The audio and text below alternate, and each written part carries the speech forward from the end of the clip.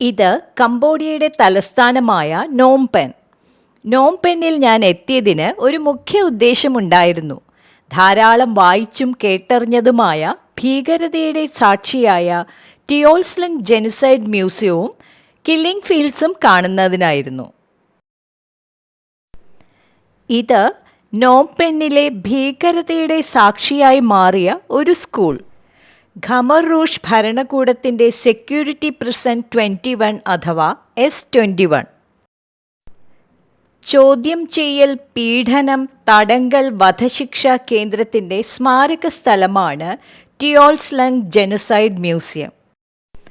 1975 മുതൽ 1979 വരെ Khmer Rouge ഭരണകൂടത്തിൻ്റെ S21 എന്ന പേരിൽ ജയിലായി ഉപയോഗിച്ചിരുന്ന ഒരു മുൻ ഹൈസ്കൂളായിരുന്നു. ഈ മ്യൂസിയം ഭൂതകാലത്തിൻ്റെ ഭീകരതകളെക്കുറിച്ച് പറയാതെ പറഞ്ഞു. കുട്ടികൾ ഇരുന്നു പഠിച്ചിരുന്ന ക്ലാസ് മുറികൾ, ചോദ്യം ചെയ്യൽ മുറികൾ, പീഡന അറകൾ എന്നിവയ്ക്കുള്ള സെൽ ബ്ലോക്കുകളായി മാറ്റി. കട്ടിലുകളിൽ കിടന്ന ശേഷം അനങ്ങാൻ പോലും സാധിക്കാത്ത വിധം ബന്ധിപ്പിക്കുന്ന ഇരുമ്പ് കമ്പികൾ ഘടിപ്പിച്ചു. രക്ഷപ്പെടലും ആത്മഹത്യയും തടയാൻ എല്ലാ ജനാലകളും ഇരുമ്പ് മുള്ളു കമ്പി കൊണ്ട് മൂടിയിരുന്നു. ക്രൂരതയുടെ പട്ടിക നീളുന്നു. 1976 മുതൽ 1979 വരെ ഏകദേശം 20,000 പേരെ ഇവിടെ തടവിലാക്കി.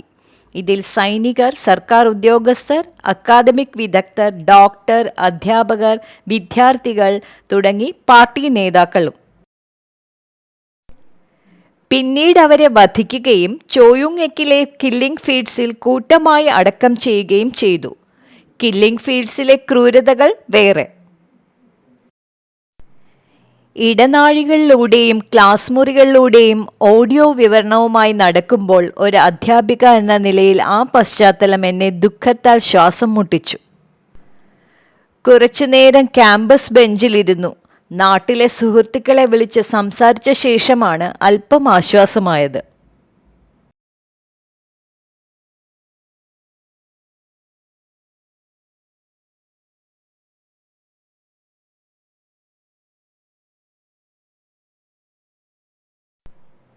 മരിച്ചവരുടെ അല്ല, കൊല്ലപ്പെട്ടവരുടെ, അതിൽ ചെറിയ കുട്ടികൾ ഉൾപ്പെടെയുള്ളവരുടെ ചിത്രങ്ങൾ, അവരുടെ കുടുംബ വിവരങ്ങൾ, അവരുപയോഗിച്ചിരുന്ന വസ്ത്രങ്ങൾ, വേദനയിലൂടെയുള്ള ഒരു യാത്രയായിരുന്നു അത്. 1979 അധിനിവേശ വിയറ്റ്നാമീസ് സൈന്യം ഈ ജയിൽ കണ്ടെത്തി.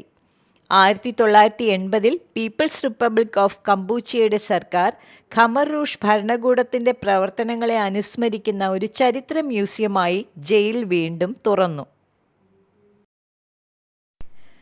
തടവിലാക്കപ്പെട്ട ഏകദേശം 20,000 പേരിൽ 7 മുതിർന്നവരും 5 കുട്ടികളും ഉൾപ്പെടെ 12 പേർ മാത്രമേ അതിജീവിച്ചിട്ടുള്ളൂ എന്ന് അറിയപ്പെടുന്നു.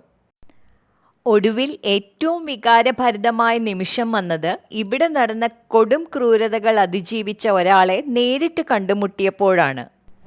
പോസ്റ്ററിലെ ചിത്രം കാണിച്ച് ഇത് എൻ്റെ അനിയൻ, ഇത് ഞാനൊരു സർവൈവറാണ് എന്ന് പറഞ്ഞത് സങ്കല്പിക്കാനാകാത്ത കഷ്ടപ്പാടുകൾക്കിടയിലെ പ്രതിരോധശേഷിയുടെ ശക്തമായ ഓർമ്മപ്പെടുത്തലായി.